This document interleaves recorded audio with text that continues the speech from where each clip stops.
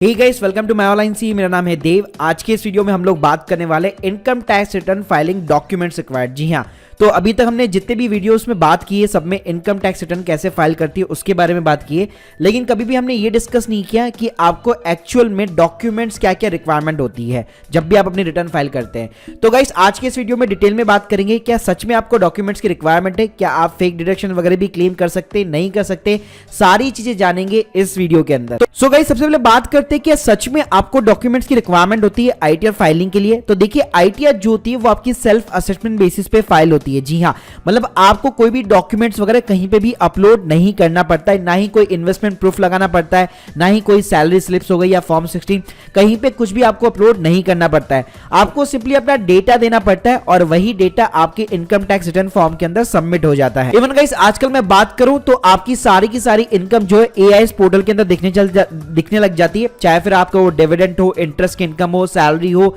आपने कोई प्रॉपर्टी बेची है या आपका कैपिटल गेन हो रखा है कहीं से भी, तो ये सारी चीजें आपको एआईएस में दिखने को मिल जाती है। तो फिर बात करते हैं आपको डॉक्यूमेंट की आखिर क्यों रिक्वायरमेंट है। सो देखिए गाइस, होता क्या है, मान लीजिए आपने अपनी आईटीआर जो है अपने हिसाब से अपना डेटा भरकर यहाँ पे इनकम टैक्स डिपार्टमेंट को यहाँ पे सबमिट कर दी। उसके बाद में क्या होता है, बाई चांस अगर आपकी आईटीआर सेलेक्टेड होती है for the scrutiny purpose. Scrutiny का मतलब यह है कि यहाँ पे इनकम टैक्स डिपार्टमेंट मान लीजिए आपकी आईटीआर चेक करता है और उनको ये लगता है कि आपने जो डिडक्शन ली है वो फेक टाइप ले रखी है या आपने ज्यादा ले रखी है, तो आपको क्या एक इनकम टैक्स डिपार्टमेंट नोटिस भेजता है जिसके अंदर आपसे जस्टिफिकेशन मांगता है या क्लैरिफिकेशन मांगता है और proof of the income submit करने के लिए कहता है।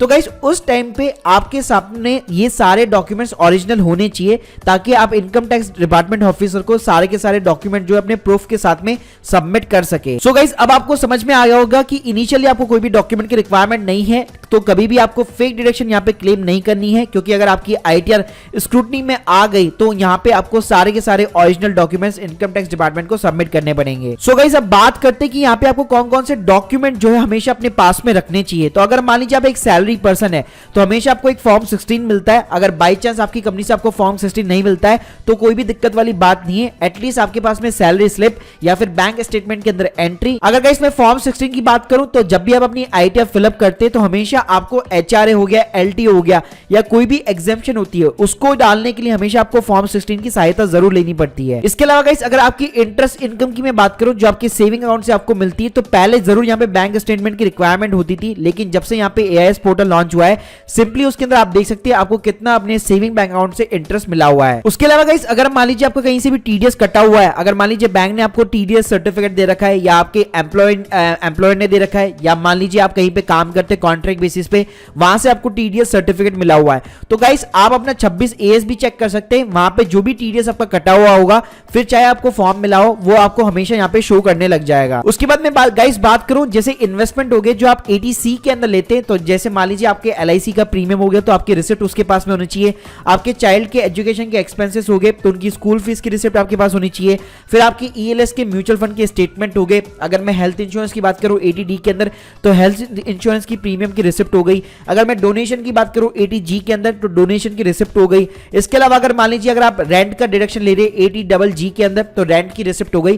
तो ये सारी चीजें आपके पास में होनी चाहिए। अगर गाइस आपने होम लोन ले रखा है तो हर साल आपको इंटरेस्ट का सर्टिफिकेट मिलता है अपने बैंक से, वो आपके पास में होना चाहिए। अगर आपको 2 लाख की मैक्सिमम इंटरेस्ट की डिडक्शन और 1.5 लाख की प्रिंसिपल की डिडक्शन चाहिए। इसके अलावा गाइस अगर आपका कैपिटल गेन है शेयर के साथ में तो आपका जो भी ब्रोकर है वहां से आप पीएनएल स्टेटमेंट मंगवा सकते हैं। अगर मैं म्यूचुअल फंड की बात करूं तो कैम्स हो गया, के फिनटेक हो गया, वहां से भी आप अपना स्टेटमेंट डाउनलोड कर सकते हैं। अगर गाइस आपका प्रॉपर्टी के ऊपर कैपिटल गेन है तो आपके पास में एग्रीमेंट की कॉपी होनी चाहिए, प्लस आपने सेलिंग की है तो आपकी बैंक स्टेटमेंट के अंदर एंट्री होनी चाहिए।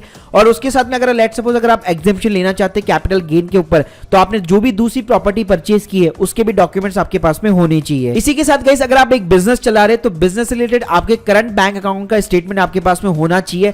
प्लस अगर आपकी ऑडिट की रिक्वायरमेंट है तो आपके जितने भी बुक्स ऑफ अकाउंट्स हो गए, ट्रेडिंग अकाउंट हो गया, पीएनएल स्टेटमेंट हो गया, बैलेंस शीट हो गई, ये सारे डॉक्यूमेंट्स आपके पास में होने चाहिए। सो गाइस, जैसे मैंने आपको बताया कि एक्चुअली में कोई भी इनकम टैक्स रिटर्न फाइलिंग के लिए कोई भी डॉक्यूमेंट्स की रिक्वायरमेंट नहीं होती है। आप सेल्फ असेसमेंट बेसिस पे फाइल कर सकते हैं, कहीं पे भी आपको अपलोड नहीं करना है। इवन कई क्लाइंट्स अपना सीधा एआईएस पोर्टल से इनकम देख के अपनी पूरी इनकम टैक्स रिटर्न यहाँ पे फिलअप कर सकते हैं। So guys, hope you like this video, please subscribe channel. अगर आप लोगों की कोई भी डाउट है कमेंट सेक्शन के अंदर जरूर बताइए। अगर आप एक एक्सपर्ट के थ्रू अपनी रिटर्न फाइल करवाना चाहते हैं, सिंपली आपको लिंक जो है डिस्क्रिप्शन बॉक्स में मिल जाएगी। Thank you guys, thank you very much.